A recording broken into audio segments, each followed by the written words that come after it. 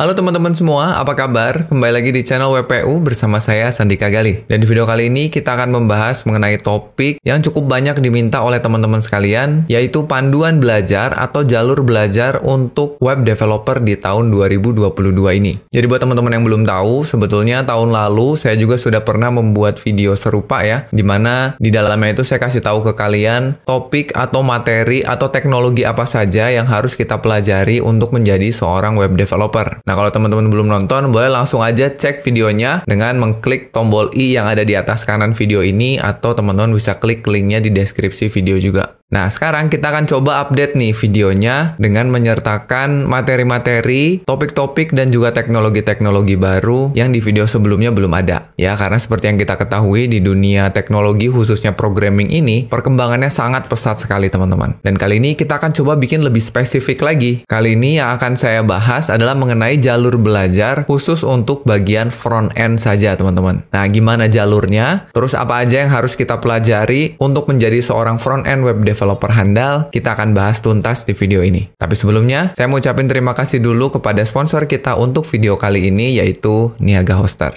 Oke, jadi teman-teman, Niaga Hoster itu adalah sebuah perusahaan penyedia hosting unlimited terbaik di Indonesia yang memiliki layanan yang beragam. Mulai dari shared hosting unlimited, cloud hosting, VPS, domain, sampai dengan pembuatan website. Keunggulan utama dari Niaga Hoster ini adalah hostingnya yang super cepat dan juga memiliki keamanan ekstra agar website kita dapat terlindungi dari serangan hacker, malware, ataupun virus. Selain harganya yang terjangkau, Niaga Hoster memberikan jaminan server uptime nyaris 100%, yang artinya website kita akan selalu online setiap saat. Dan selain itu juga, Niaga Hoster ini memiliki tim support yang siap sedia membantu kita jika kita memiliki kesulitan. Langsung kontak aja melalui fitur live chat-nya yang tersedia selama 24 jam.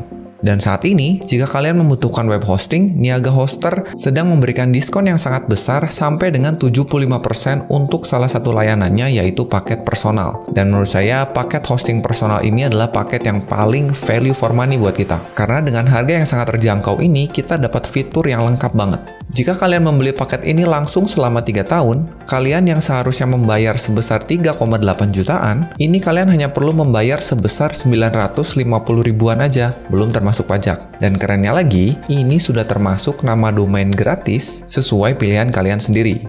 Nah, jadi jika sudah ditambahkan pajaknya adalah sekitar 1 jutaan lebih. Dan jika kalian ingin dapat potongan lagi, sebelum kalian check out, kalian bisa masukkan kode kupon WPUNPAS untuk mendapatkan potongan sebesar 10%. Jadi lumayan kan, total yang harus kalian bayarkan hanya sebesar 1.080 ribuan aja. Setelah itu, kalian tinggal bayar aja dengan pilihan metode pembayaran yang sangat banyak ini. Jadi tunggu apa lagi? Buat kalian yang sedang mencari web hosting untuk website atau aplikasi kalian, langsung aja kunjungi link yang ada di deskripsi video ini untuk informasi lebih lanjut.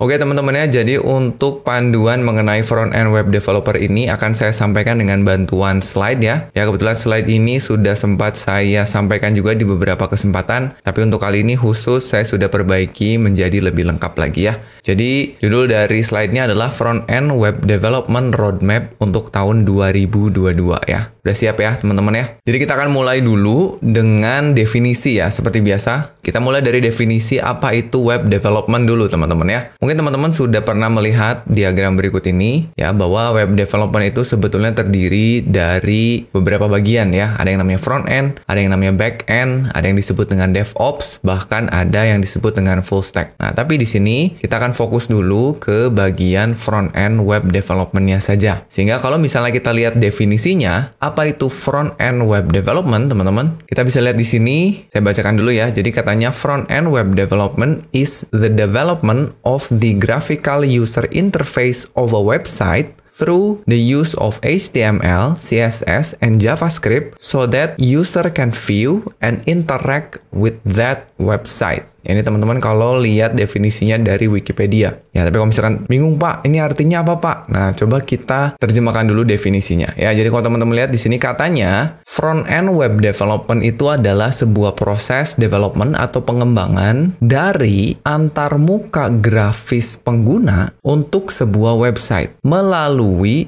penggunaan HTML, CSS, dan JavaScript gitu ya. Jadi bikin tampilan antarmuka menggunakan HTML, CSS, dan JavaScript sehingga user dapat melihat dan berinteraksi dengan website tersebut. Ini yang penting-pentingnya sudah saya highlight nih teman-teman. Jadi front-end web development itu segala sesuatu yang berhubungan dengan apa yang user lihat dan bagaimana user berinteraksi dengan antarmuka tadi. Oke, nah, kalau misalkan teman-teman pengen yang lebih simpelnya, kita lihat definisi lain dari website yang namanya simplylearn.com. Ini katanya front-end web developer, kalau ini orangnya, is responsible for the parts of a website that users see and interact with. Oke, jadi seorang front-end web developer bertanggung jawab pada bagian dari website yang dilihat oleh user dan yang berinteraksi dengan user. Jadi apa yang dilihat dan apa yang diinteraksikan. Ini simpelnya. Atau kalau mau lebih detail lagi, ada lagi nih dari digitalia.co katanya seorang front-end web developer itu responsible for the structure and design, lalu improving the user experience, balancing design and functionality, and optimizing the web application for most device. Nah, jadi katanya gini, bertanggung jawab untuk struktur dan desain.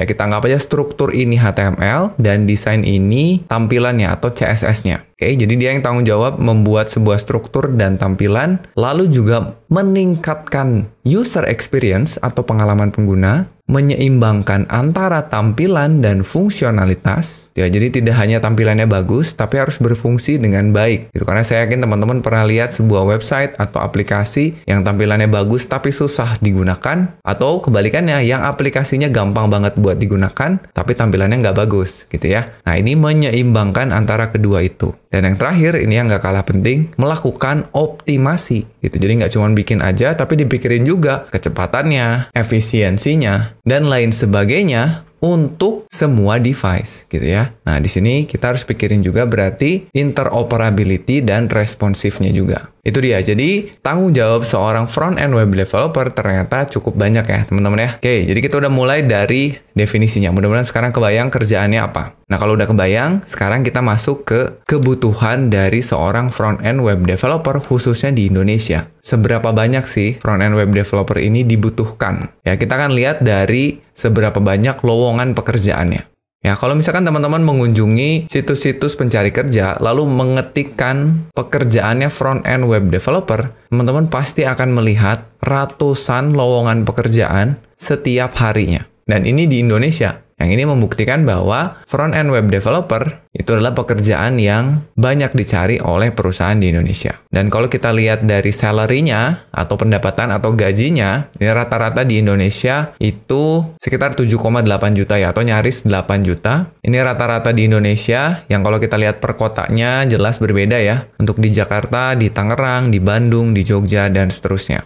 Nah, dengan ini kita bisa lihat juga bahwa selain kebutuhannya cukup tinggi, pendapatannya juga cukup besar. Oke, jadi buat yang tertarik, ini adalah fakta-fakta yang ada sekarang di lapangan. Nah, sekarang teman-teman udah tahu apa itu front-end web developer, kerjaannya apa aja, terus kebutuhannya banyak atau enggak, dan gajinya berapa. Nah, mungkin pertanyaan selanjutnya adalah, kira-kira kemampuan apa aja nih yang harus dimiliki oleh seorang front-end web developer? Oke, sekarang kita masuk ke inti dari materi kita, yaitu front-end web developer roadmap. Ini bisa dibilang juga peta jalan, atau kalau istilah saya tuh jalur belajar. Kita belajarnya mulai dari mana? Kalau teman-teman lihat sebuah website, ini yang biasa saya sarankan buat teman-teman kunjungi. Ini websitenya keren banget, yang namanya roadmap.sh. Ya, di situ teman-teman bisa lihat jalur belajar dari beberapa bidang di dunia software development. Ya, bisa front-end, back-end, mobile, DevOps, dan lain sebagainya. Ini bagus banget, teman-teman boleh kunjungi. Kita bisa melihat jalur belajarnya apa aja.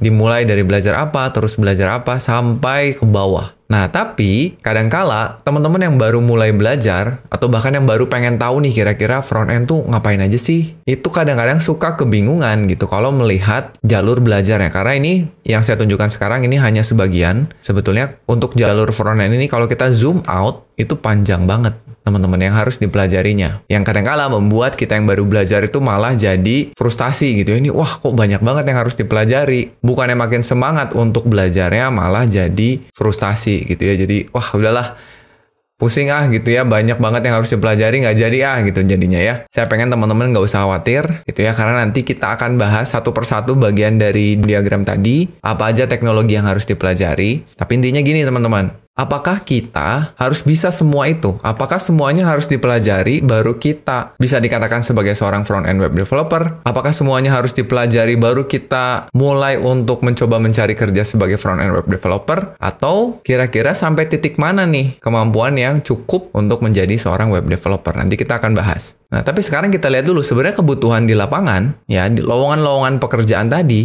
butuh semua itu nggak? Butuh semua kemampuan yang ada di roadmap-nya tadi nggak? Langsung aja kita lihat ya. Saya ambil beberapa contoh dari spesifikasi lowongan pekerjaan yang ada. Ini contohnya, ada yang lowongannya itu sangat sederhana. Itu bahkan nggak ada spesifikasi apa yang harus kita miliki. Coba kita lihat ya. Ini saya cari front-end web developer. Nah, terus ini saya sembunyikan perusahaannya ya. Jadi katanya kebutuhannya tuh hanya 4 poin.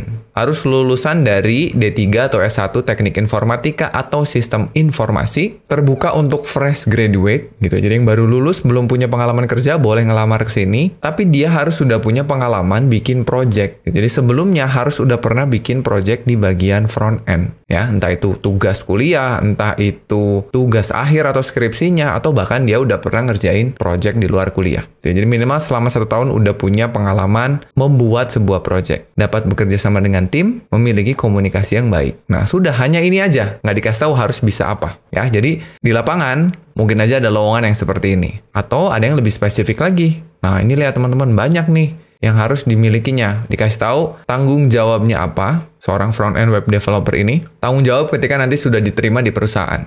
Bakalan bikin fitur-fitur baru yang digunakan oleh user. Ya, front-end ya, yang digunakan, yang dihadapkan ke user. Membuat kode yang reusable dan library atau pustaka untuk penggunaan ke depannya. Memastikan visibilitas dari UI UX, komit terhadap deadline project, memastikan semua input bisa divalidasi, bekerja dengan Scrum, berkomunikasi secara efektif ke atasan ya, mengerjakan bug, meningkatkan performance, mengerti atau paham tujuan dan strategi di balik setiap project. Ini tanggung jawabnya. Nah, tapi kita fokus di requirement nih. Kemampuan apa yang harus dimiliki oleh seorang front-end web developer ini? Sebelumnya sudah pernah memiliki pengalaman bekerja sebagai front-end developer selama setidaknya 1 tahun. Ya, ini saya membacanya, kalian boleh bekerja dulu di perusahaan yang lain, atau memang sudah pernah mengerjakan sebuah project front-end walaupun secara mandiri atau freelance. Ini menurut saya masih masuk ya. Memiliki pemahaman terhadap web markup ya, termasuk HTML5 dan CSS3,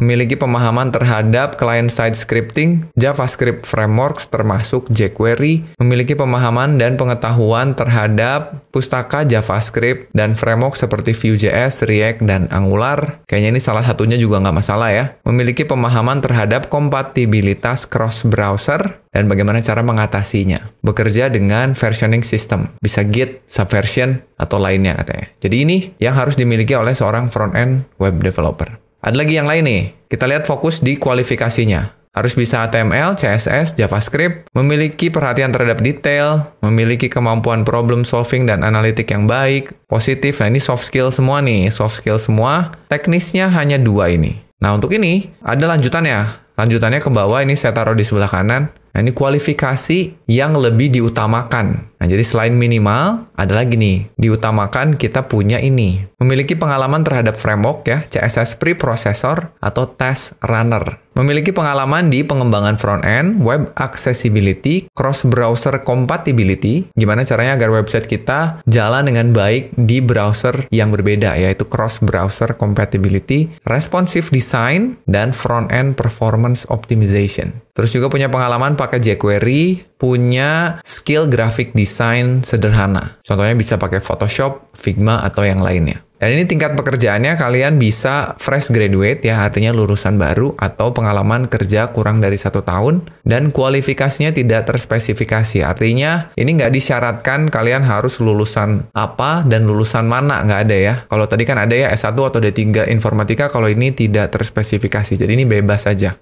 Oke teman-teman, jadi itu beberapa lowongan pekerjaan yang butuh front-end web developer. Mungkin kalian udah bisa lihat skill apa yang dibutuhin. Ya, tapi lepas dari itu, apapun lowongan pekerjaannya, apapun spesifikasi yang dikasih oleh lowongan pekerjaannya, tadi kita lihat rata-rata itu punya benang merah ya. Dia mengharuskan kita paham HTML, CSS, dan JavaScript, dan juga sebuah framework front-end. Jadi kelihatannya HTML, CSS, JavaScript ini wajib dipahami dulu. Terus berikutnya framework front-end ya. Banyak yang minta React, tapi ada juga yang Vue. Ya, bahkan mungkin ada yang Angular, atau sekarang yang lagi tren itu Svelte dan Remix misalnya. Nah, tapi problemnya adalah teman-teman, menurut saya dari HTML, CSS, JavaScript dan React itu di tengah-tengahnya memiliki gap atau perjalanan yang harusnya cukup panjang dulu. Itu banyak dari kita yang nggak sabar habis belajar HTML, CSS, JavaScript itu pengennya langsung belajar React. Dan menurut saya itu kurang tepat. Bisa nggak kalau langsung ke React habis JavaScript? Bisa, kalau pertanyaannya bisa atau enggak. Tapi menurut saya itu adalah langkah yang kurang tepat. Ya, karena saran saya jangan terburu-buru gitu. Jangan dulu langsung pengen ke React, karena ada tahapan-tahapan lain atau teknologi lain yang harus kalian pahami terlebih dahulu. Itu jangan sampai,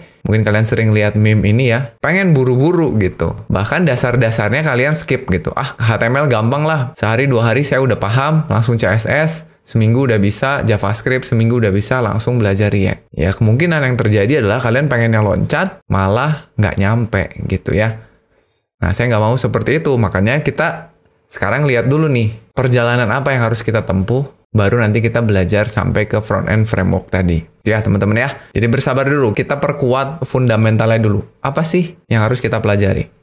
Oke, tadi kita udah tahu nih, syaratnya wajib HTML, CSS, JavaScript. Ini nggak boleh di-skip. Ya, tapi sejauh mana kita pelajari masing-masing teknologi ini? Kita lihat. Kita udah tahu kalau HTML itu berperan sebagai struktur dari halaman website, CSS itu berperan sebagai hiasannya. Jadi kalau ilustrasi ini, HTML itu sebagai manekinnya, CSS itu sebagai baju yang kita tempelin di manekinnya. Kelihatannya gampang, tapi sebetulnya manekin itu kita bikinnya harus bener ya. Kepalanya di mana, badannya di mana, kakinya di mana. Nggak boleh ketuker-tuker karena nanti strukturnya jadi salah. Dan JavaScript kita anggap sebagai otaknya yang bisa membuat si manekinnya ini jadi cerdas gitu ya, bisa jalan, bisa ngomong, dan lain sebagainya. Istilahnya seperti itu. Nah, untuk HTML yang perlu kita pelajari itu ternyata cukup banyak ya teman-teman ya. Mulai dari basic HTML. Ya, basic HTML ini kita belajar tag. Apa aja tagnya, fungsi-fungsinya apa aja ya. Heading, paragraph, list, link, gambar, dan lain sebagainya. Terus atributnya ada apa aja untuk tiap-tiap tag tadi. Nah, biasanya teman-teman habis belajar basic HTML, udah tahu tag-tagnya apa aja, cara pakainya gimana, langsung skip ke CSS. Nah, padahal habis ini masih banyak teman-teman ya. Habis ini teman-teman bisa belajar semantic element, tag-tag apa saja yang ada di dalam HTML, khususnya HTML5 yang bisa kita gunakan agar struktur dari website kita memiliki makna. Tag apa yang kita gunakan agar tepat, sehingga kedepannya kita nggak lagi boros memiliki div dengan kelas misalnya tertentu atau ID tertentu, tapi kita punya tag HTML yang sudah langsung sesuai dengan peruntukannya. Sederhananya semantik seperti itu. Gimana cara kita memberikan makna pada tag HTML kita. Selanjutnya kita juga belajar mengenai form validasi dari HTML. Jadi kita jangan dulu mengandalkan bahasa pemrograman. Ya, misalkan kita validasi pakai PHP, kita validasi pakai JavaScript, padahal di HTML sendiri memiliki kemampuan untuk memvalidasi form. Ya, misalnya kita menggunakan input yang tipenya email untuk masukin email, sehingga kita bisa mencegah agar orang nggak bisa masukin format yang bukan email. Ya, kita bisa menggunakan atribut seperti required, autocomplete, dan lain sebagainya. Itu masuknya ke form validation.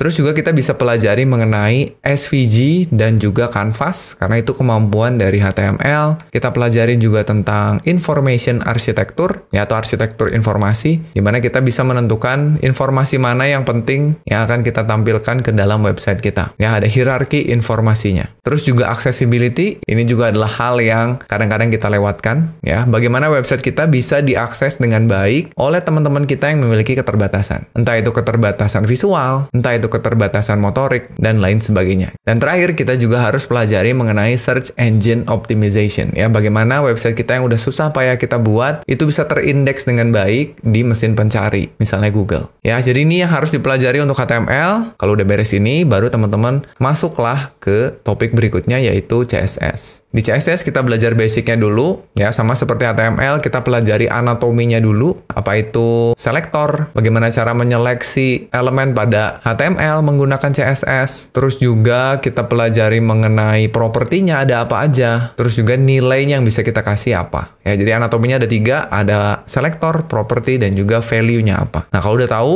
dasar-dasarnya, kita masuk ke topik yang paling penting di CSS untuk pemula menurut saya adalah CSS layouting. Bagaimana kita menghias elemen-elemen di dalam HTML kita agar posisinya itu sesuai dengan keinginan kita. Di sini kita belajar mengenai unit, box model, kita belajar mengenai positioning, flexbox, grid, dan masih banyak lagi. Terus kita juga belajar mengenai filter, transisi, dan animasi agar website kita lebih interaktif lagi. Terus kita belajar mengenai responsive design. Ya, ini juga cukup penting karena kita pengen website kita terlihat bagus di ragam device yang berbeda. Kita belajar mengenai fluid layout, kita belajar mengenai media query, kita juga belajar mengenai satuan-satuan yang biasa digunakan untuk responsif. EM, rem, VW, VH, Vmin, Vmax, dan lain sebagainya. Terus kita juga belajar mengenai modern CSS, fitur-fitur CSS yang saat ini semakin keren, yang bisa kita terapkan di website kita. Ya, contohnya misalnya kita bisa menggunakan variabel sekarang ya, di dalam CSS. Kita juga bisa memberikan efek-efek yang menarik, baik itu 2 dimensi maupun 3 dimensi kepada elemen kita. Kita juga bisa melakukan operasi matematika, ya, menggunakan fungsi yang ada di dalam CSS, dan masih banyak lagi fitur-fitur baru yang muncul. Dan terus juga, kalau kalian punya kesempatan, kalian belajar mengenai CSS arsitektur. Ya, bagaimana mengelola kode CSS kalian agar mudah untuk digunakan, khususnya ketika nanti proyek kalian udah cukup besar. Sehingga CSS-nya juga menjadi semakin besar. Ya, ini bisa memahami mengenai OOCSS atau Object Oriented CSS, atau ada sebuah konsep yang namanya BEM, atau singkatan dari Block, Elements, and Modifier. Itu dia, mengenai CSS yang harus kalian pelajari, baru kita masuk ke JavaScript. Nah, kalau JavaScript ini lebih panjang menurut saya, mulai dari kita belajar mengenai konsep-konsep dasar JavaScript, ya, sintaks JavaScript-nya, dan juga konsep-konsep dasar programming-nya, ya, bagaimana variabel bekerja, tipe data seperti apa, pengulangan, pengkondisian, array, function, object, itu semua ada di dalam basic konsep dari JavaScript. Selanjutnya kita masuk ke bagian dokumen object model, di mana kita bisa berinteraksi dengan elemen-elemen HTML yang udah kita buat sebelumnya, tapi sekarang pakai JavaScript. Mulai dari memahami apa itu DOM tree atau pohon DOM. Setelah kita tahu pohon DOM, kita bisa melakukan DOM traversal atau menelusuri node atau elemen pada website kita menggunakan DOM tree tadi. Setelah kita telusuri, kita bisa melakukan DOM manipulation, memanipulasi node-node pada tree-nya. Nambahin elemen baru, mengubah elemen yang udah ada, menghapus, dan lain sebagainya. Dengan memahami DOM ini, kita bisa melakukan interaksi yang lebih keren lagi untuk website kita. Kita bisa bikin game sederhana, ya, kita bisa kasih event, ya, pada saat tombol diklik, mouse digerakkan, dan lain sebagainya. Selanjutnya kita pelajari mengenai teknologi ES6 atau versi dari JavaScript yang baru, ya, dan juga modular JavaScript. Dan berikutnya kita pahami mengenai asynchronous JavaScript. Bagaimana konsep asynchronous di dalam JavaScript itu bekerja? Mulai dari kita mempelajari mengenai event loop, terus juga callback, sampai nanti kita belajar promise, lalu terakhir kita belajar async dan await misalnya. Ya, itu ada di asynchronous JavaScript. Selanjutnya kita juga perlu belajar mengenai fetch API, gimana caranya kita ngambil data dari tempat lain, ya, atau dari sumber daya lain, itu menggunakan API milik JavaScript yang namanya fetch API. Ya, kalau sebelumnya itu ada yang namanya XML HTTP request atau disebut juga dengan AJAX, tapi kali ini JavaScript udah punya fetch API sehingga kita bisa lebih mudah ngambil data dari tempat lain. Itu dia, ya. Cukup banyak juga yang harus dipelajari di dalam JavaScript ini, ya, tapi intinya itu adalah 3 teknologi fundamental yang teman-teman harus pelajari dulu kalau misalnya memang pengen jalan ninjanya adalah front-end web developer. Nah, setelah ini mungkin pertanyaannya, gimana Pak? Kalau udah 3-tiganya dipelajari, apakah kita sudah siap menjadi seorang front-end web developer? Ya, jawabannya adalah belum, ya teman-teman, ya. Jadi sabar dulu. Kalau udah bisa 3 tadi, jangan dulu buru-buru melamar pekerjaan, ya, atau cari-cari project. Jangan dulu. Saran saya adalah setelah kalian pelajari, jangan lupa untuk bikin project dulu, yang nantinya bisa kalian jadikan sebagai portfolio kalian. Bukti bahwa kalian sudah pernah mempelajari dan paham mengenai teknologi tadi. Ya, projectnya boleh yang simple-simple aja, misalnya bikin website pribadi, personal portfolio, atau kalian juga bisa bikinin company profile, atau bisa bikin aplikasi-aplikasi sederhana ya, to-do list, game sederhana, atau apapun dengan menggunakan 3 teknologi yang tadi sudah kalian pelajari. Gitu. Jadi sering-sering bikin project-project kecil untuk menguji pemahaman kalian. Nah, setelah itu, apalagi nih Pak, kita mulai belajar apa nih? Kita akan lihat setelah 3 tadi, setelah kalian bikin project-project kecil, udah nguji diri kalian sendiri, udah bisa bikin apa, baru kita lanjutkan lagi pembelajarannya teman-teman. Selanjutnya, kita akan pelajari beberapa teknologi berikut ini. Yang pertama, wajib kalian pelajari mengenai version control system. Ya, dimana kalian bisa mengelola source code yang kalian tadinya hanya simpan di dalam komputer atau laptop kalian masing-masing. Sekarang kita simpan ke sebuah pengelolaan repository disebutnya ya. Kalian bisa pelajari yang namanya Git, dan nanti setelah kalian bisa Git, kalian coba layanan yang namanya GitHub atau GitLab. Nah, ini adalah sebuah layanan yang menggunakan Git sebagai version control systemnya. Dan ini rasanya wajib dipelajari oleh developer di bidang apapun, mau front end, mau back end, mau DevOps, mau mobile, mau game, apapun harus bisa version control system. Setelah kalian belajar Git, udah ngupload semua codingan kalian ke Git, nggak lagi di komputer, lanjut lagi kita belajar mengenai CSS preprocessor. Ya, inilah sebuah teknologi yang membuat CSS kita lebih sakti lagi. Kalian bisa pelajari ada 3 yang paling populer, ada Sass, ada Less, ada Stylus. Oke, konsep-konsepnya mirip-mirip ya, jadi silakan kalian boleh coba salah satu atau 3-tiganya dicobain ya. Yang saya pernah pakai adalah Sass dan Less, tapi saya lebih prefer menggunakan Sass ya. Di sini kita bisa melakukan fitur-fitur yang nggak bisa dilakukan oleh CSS, misalnya membuat sebuah function, terus juga melakukan pengulangan, ya, melakukan pengkondisian di dalam CSS kita. Oke, setelah kita belajar CSS preprocessor, kita masuk ke CSS framework atau library. Yang saat ini populer ada yang disebut dengan Bootstrap dan juga Tailwind. Tapi selain 2 ini, teman-teman juga bisa pelajari ada yang namanya Bulma, Chakra UI, atau Material UI. Ya, silakan dicari aja, terus dipelajari. Kayaknya kalau teman-teman bisa satu, pasti nggak akan kesulitan untuk belajar framework yang lainnya. Dan banyak dari framework ini, di dalamnya juga sudah menggunakan CSS preprocessor. Jadi kalau misalnya kalian sudah punya pemahaman mengenai CSS preprocessor tadi, itu akan semakin mempermudah kita kalau mau memodifikasi isi dari frameworknya. Selanjutnya, kalau udah belajar mengenai CSS framework, kalian coba pelajari mengenai yang disebut dengan web components, ya. Dimana di sini kita bisa membuat custom elemen untuk aplikasi kita. Lalu juga kita harus pelajari yang namanya shadow DOM dan juga HTML template. Ini kepake ketika nanti ke depannya kita mau masuk ke front-end framework. Dan setelah ini, kalian juga harus belajar mengenai sebuah runtime engine yang namanya Node.js. Ya, bukan untuk membuat aplikasi backend. Ya, walaupun Node.js ini bisa kita gunakan sebagai tools untuk membuat aplikasi backend. Ya, tapi kita pelajari Node.js di sini agar kita bisa menjalankan JavaScript di luar browser. Dan juga kita nanti butuh sebuah package manager bawaannya Node.js yang namanya NPM. Itu karena kedepannya kita bakalan sering menggunakan NPM ini untuk ngambil atau menyimpan modul-modul dari aplikasi kita. Jadi ini harus dipelajari Node.js. Baru selanjutnya ada hal yang harus kalian pelajari yang disebut dengan build tools dan task runner. Kalian nanti akan belajar tools-tools, contohnya ada yang namanya Grunt, ada yang namanya Gulp, ada Webpack,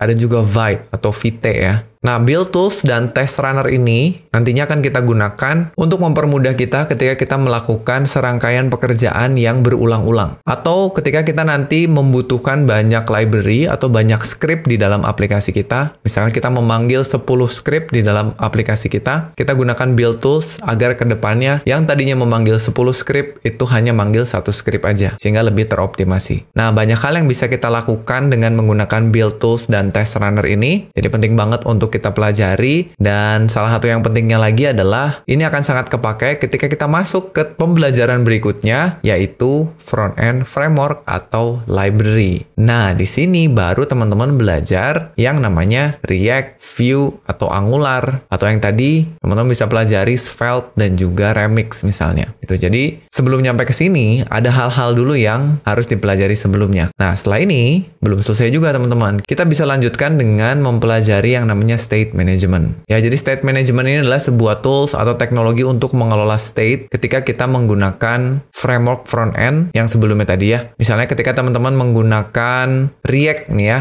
teman-teman bisa menggunakan tools untuk state management yang namanya Redux. Ketika teman-teman menggunakan Vue, teman-teman bisa menggunakan Vuex.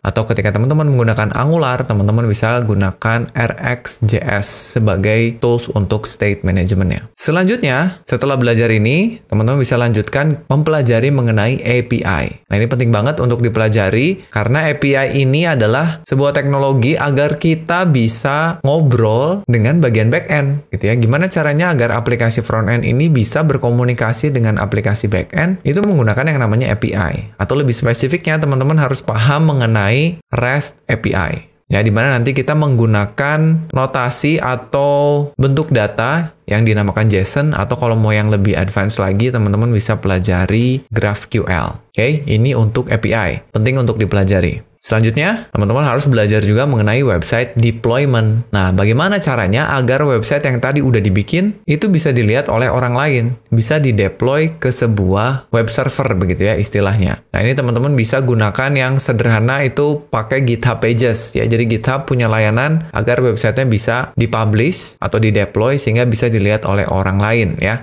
Atau layanan lain yang namanya Vercel dan juga Netlify. Jadi silakan teman-teman kunjungi aja, lalu cari tahu gimana caranya mendeploy aplikasi yang udah dibuat ke layanan-layanan ini. Setelah itu, yang harus dipelajari berikutnya adalah mengenai testing tool. Bagaimana mengetes aplikasi kita. Ada banyak tools yang bisa teman-teman gunakan. Ada yang namanya Jest, ada yang namanya Mocha, Jasmine, atau Selenium. Ya, silakan aja dicari masing-masing dari tools testing ini mana yang cocok digunakan untuk aplikasi teman-teman. Oke ya, jadi itu adalah hal-hal yang harus dipelajari berikutnya. Nah, jangan lupa kalau sudah sampai sini, sama seperti kita belajar fundamental tadi, selalu bikin project dulu agar portfolio kalian semakin bertambah lagi gitu ya. Jadi pada saat lagi belajar, entah itu kalian ngikutin tutorial dalam bentuk website, artikel, video, course, bootcamp, atau apapun, selalu buat sesuatu dengan kemampuan yang sudah kalian pelajari sebelumnya agar menambah portfolio kalian masing-masing. Nah, setelah ini, setelah portfolio kalian semakin nambah,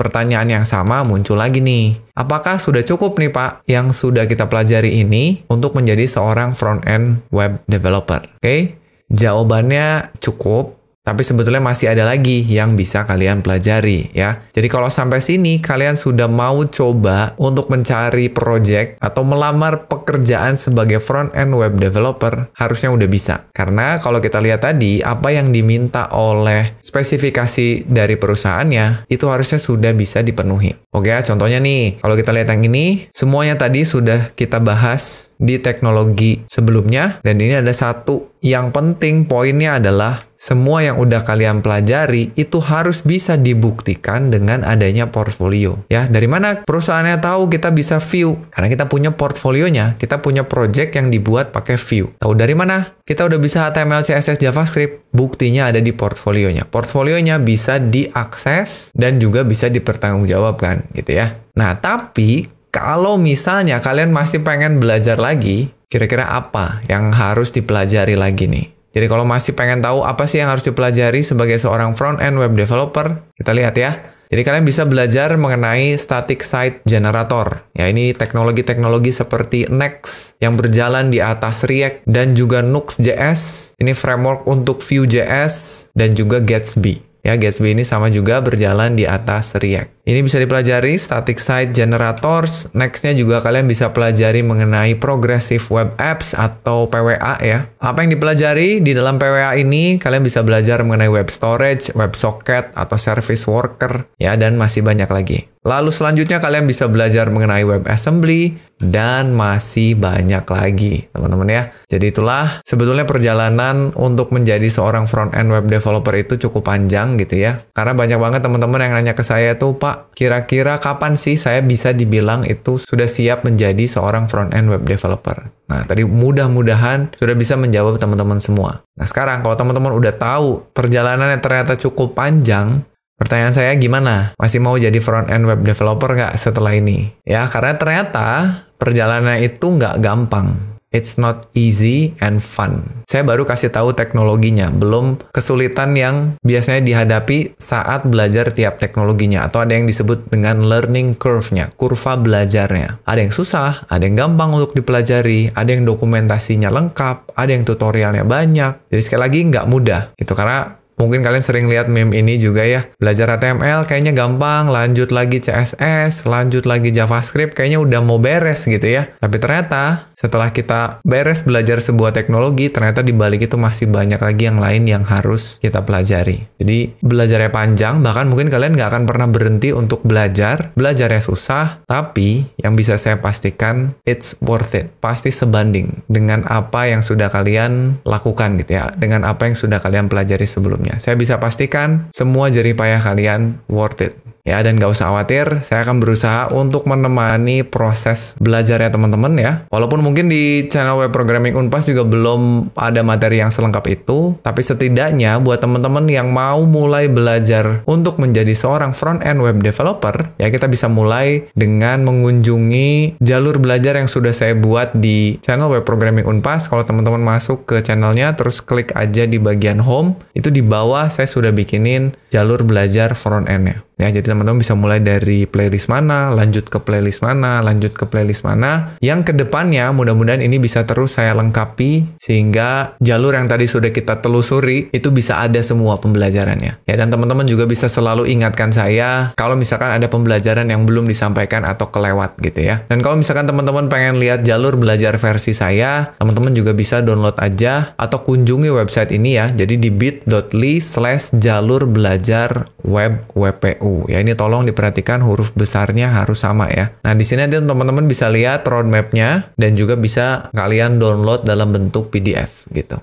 Baik teman-teman semua, jadi itu ya videonya. Mudah-mudahan bisa membantu kalian yang masih kebingungan ketika kalian mulai belajar teknologi web. Dan mudah-mudahan juga bisa kalian jadikan sebagai panduan jika kalian kedepannya ingin menjadi seorang front-end web developer. Sekali lagi saya tekankan di sini bahwa menjadi seorang developer itu tidak mudah ya teman-teman ya. Butuh ketekunan, kerja keras, dan juga keyakinan yang kuat. Tapi jangan khawatir, ada saya di sini yang juga akan berusaha sekuat tenaga untuk menemani kalian agar perjalanan belajar kalian tidak terasa terlalu berat. Dan sebelum saya akhiri, kembali saya mau ucapin terima kasih kepada Niaga Hoster yang udah sponsorin video ini. Jadi buat kalian yang lagi cari-cari web hosting, cloud hosting, VPS, atau nama domain, teman-teman bisa gunakan Niaga Hoster sebagai penyedia layanannya. Yang saat ini, kebetulan Niaga Hoster ini lagi ngadain diskon yang sangat besar sampai dengan 75% untuk layanan web hostingnya. Jangan lupa juga kalian bisa masukin kode kuponnya WP Unpas agar kalian dapetin lagi diskon tambahan sebesar 10%. Langsung aja klik link yang ada di deskripsi video ini kalau kalian pengen tahu informasi lebih lanjutnya. Oke teman-teman ya, jadi itu aja untuk video kali ini. Mudah-mudahan bermanfaat. Dan kalau misalnya kalian pengen dibuatin lagi panduan atau jalur belajar untuk bidang yang lain, contohnya misalnya back-end ataupun DevOps, kalian bisa langsung aja tulis di kolom komentar di bawah video ini. Terima kasih buat teman-teman yang udah nonton. Sampai ketemu lagi di video berikutnya. Dan terakhir, jangan lupa titik koma.